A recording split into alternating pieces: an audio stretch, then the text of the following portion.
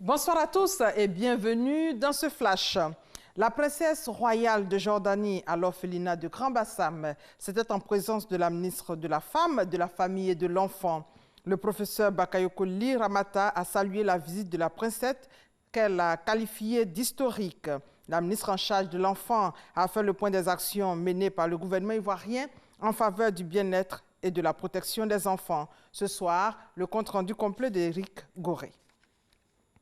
La ministre Maria Toukone, elle, était récemment à New York, au siège des Nations Unies. Elle a pris part à un panel de haut niveau organisé par le Fonds des Nations Unies pour la population.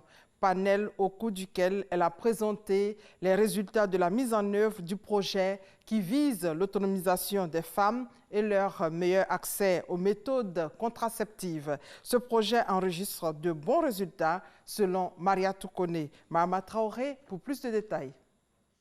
En novembre 2015, le projet d'autonomisation des femmes et dividendes démographiques au Sahel, dit projet SWED, porte déjà ses fruits en matière d'utilisation de la contraception moderne et de réduction du taux de mariage d'enfants. Des progrès notables sont enregistrés dans les 7 pays bénéficiaires. La ministre Maria Toukone, présidente du comité régional de pilotage du projet SWED, a exposé sur le sujet à New York lors d'un panel de haut niveau sur le thème « Financer les écarts et les investissements au niveau des pays pour la santé sexuelle et reproductive ». Entre 2016 et 2018, nous avons enregistré dans les pays SWED 4 302 000 nouvelles utilisatrices de méthodes modernes de contraception.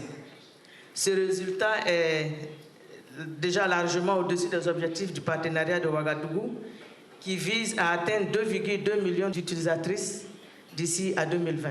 Dans cette même dynamique, le pourcentage des filles âgées de 15 à 19 ans en Union a globalement baissé en moyenne de 2% dans les pays SWED entre 2015 et 2018, avec de légères disparités selon les pays.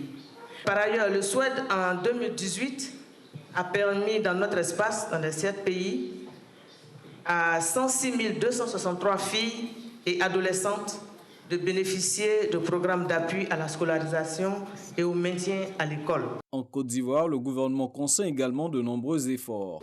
Le gouvernement de la Côte d'Ivoire, mon pays, alloue par an environ $1 million US à l'achat des produits contraceptifs.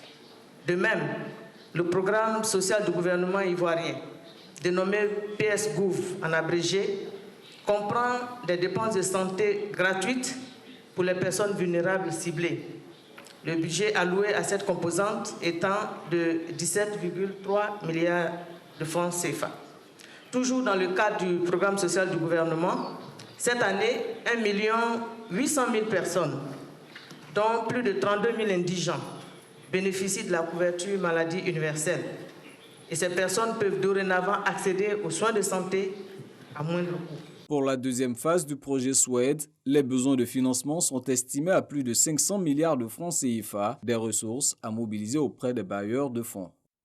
Et ici, les journalistes aux urnes, depuis cet après-midi, ils vont choisir celui qui va diriger l'UNJCI pour les 3 années à venir. Signalons que le congrès de l'UNJCI, l'Union nationale des journalistes de Côte d'Ivoire, a ouvert ses portes depuis hier, où le président sortant Traoré Moussa a fait son bilan. L'ambassadeur d'Israël en Côte d'Ivoire est en fin de mission à Abidjan. Il est appelé à d'autres fonctions dans son pays. Un dîner d'adieu lui a été offert au ministère des Affaires étrangères. Le ministre Ali Koulibaly, qui représentait son collègue des Affaires étrangères, a profité de l'occasion pour dresser le bilan des relations excellentes entre les deux pays. L'ambassadeur a été élevé comme commandeur de l'Ordre national de Côte d'Ivoire. Nous y reviendrons largement aussi à 20h. Hors de nos frontières, au moins 37 morts dans des attaques dans le nord-ouest du Nigeria. Des hommes armés ont ouvert le feu sur les villageois et ont incendié les marchés et les récoltes. Plus de 35 millions d'électeurs sont appelés aux urnes ce dimanche 21 juillet en Ukraine pour renouveler le Parlement. Des élections anticipées décidées par le nouveau président. Ce dernier espère obtenir une majorité lui laissant les mains libres pour tenir sa promesse de renouvellement. Le scrutin a pour grand favori le parti du nouveau président donc. Pour terminer, à Hong Kong, les manifestants maintiennent la pression contre le gouvernement pro-Pékin pour le 7e week-end d'affilée, réclamant la préservation des libertés et des acquis démocratiques. Et voilà, c'est la fin de ce flash. On se retrouve à 20 h. Merci de votre fidélité.